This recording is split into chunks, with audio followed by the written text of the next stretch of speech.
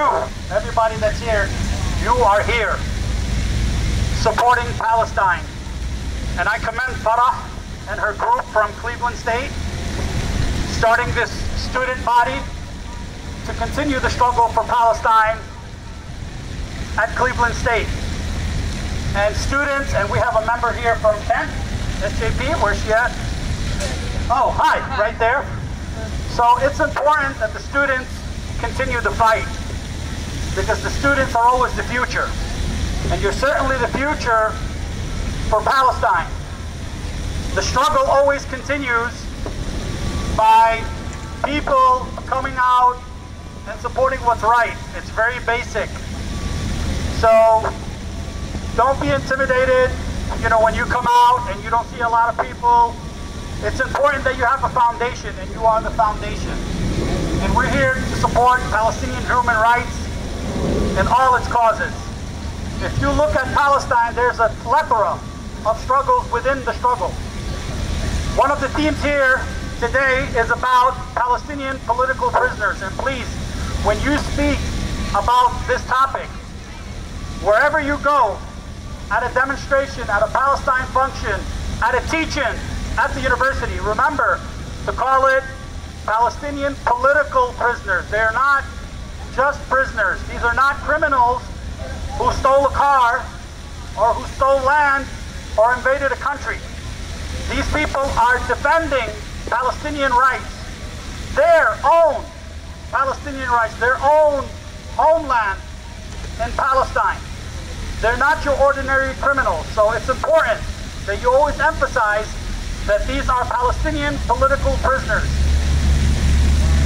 The struggle of Palestinian political prisoners is just as close to Palestinians as our noble cause for the right of return, which is Al-Awda.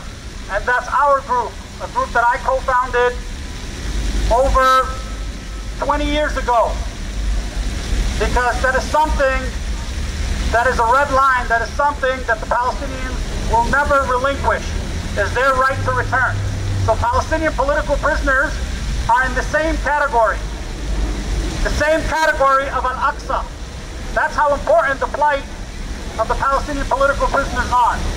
Recently, you've all heard of 6 Palestinians escaping Israeli occupation prisons.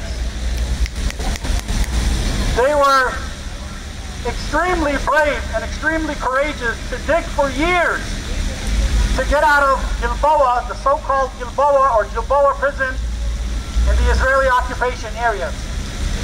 And they did it with success. They tasted freedom, although temporarily, and unfortunately were later caught by the Israeli occupation. But their self-determination represents the Palestinian struggle, represents humans yearning for freedom and justice. So the people that are listening today here, take away from the people that are here standing as Palestinians, as Americans, telling you that you are funding this illegal occupation on the Palestinian people, because I'm sure a lot of passerbys are wondering, what does this have to do with the United States? It has everything to do with the taxpayer, with the American taxpayer, because you are funding the illegal occupation of Palestine. You are paying for the torture of the Palestinian people, for the torture of the Palestinian political prisoners. Your money is keeping these political prisoners in jail, is keeping the status quo of the Israeli occupation of Palestine. So you have everything to do with the Palestinian struggle. So everybody here urges you to educate yourselves if you don't know. Search it, it's out there. Dig and see where your U.S. tax dollars are going. And that is to keep the siege on Gaza, to bomb the Palestinian people in Gaza, to keep the Palestinian political prisoners in jail indefinitely. Some of them taking in courageous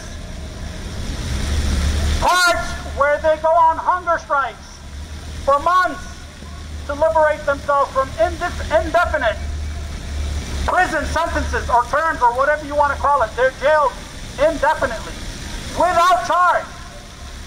So that's something that the American people here will not tolerate for political prisoners in America. And you shouldn't tolerate that in occupied Palestine or anywhere in the world. So please educate yourselves.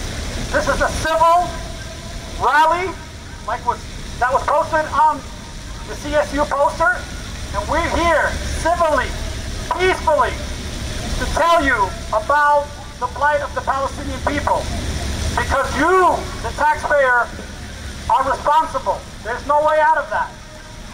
So you need to speak up for Palestinian human rights and for human rights all over the world. You need to join protests and callings to stop this inhumane and brutal occupation that's going on all across Palestine.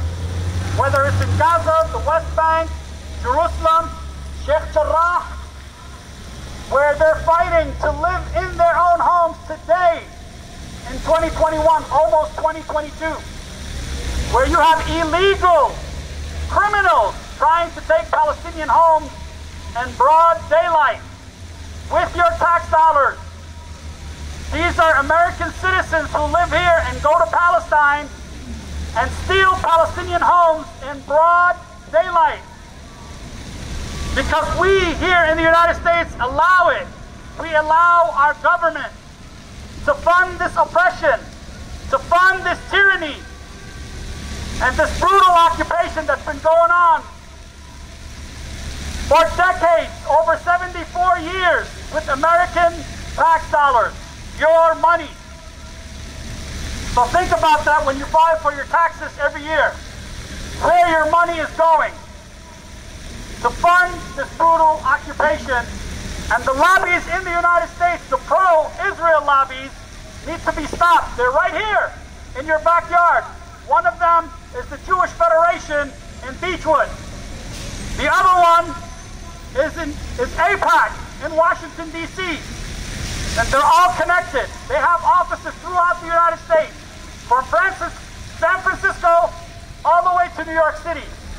So it's your responsibility. You can stop them right here in Cleveland. You can stop them in Washington, D.C. You can stop them in San Francisco. And you can also help stop the witch hunt against college students that are exposing this brutality. Because they also go after the students, after American students who try to expose this brutal occupation. They taint them so they don't have decent jobs. So that's another issue that you can help fight. And don't be afraid by false and bogus labels such as anti-Semitism against these students, because that's the way they try to stop. We are Semites. The Palestinian people are Semitic. European invaders of Palestine are not Semitic. That's another story for another day. But keep that in mind. The reason why I'm bringing this up is to encourage you not to be intimidated by these bogus labels that keep you away from fighting for justice in Palestine. And Palestine has support all around the world. We are the largest army, although there's a few people here. We are the largest army in the world supporting Palestine. Our support spans all across the world, from Ireland to Italy to Japan to all across European nations to South America. They support Palestinian human rights. The black community from Cleveland all across the country support Palestinian human rights. There are Jews all across the country and the world that support human rights. Get to know them. Don't be intimidated. Don't be brainwashed by the media here in the United States that blocks you from this information. So Palestine does have the largest human rights army in the world. Get to know it. And please join us. Free, free Palestine! Free, free Palestine! Free, free Palestine! Free, free Palestine! Free, free Palestine! Free, free Palestine! End the occupation now! End the occupation now! End the occupation now! End the occupation now! End the occupation now!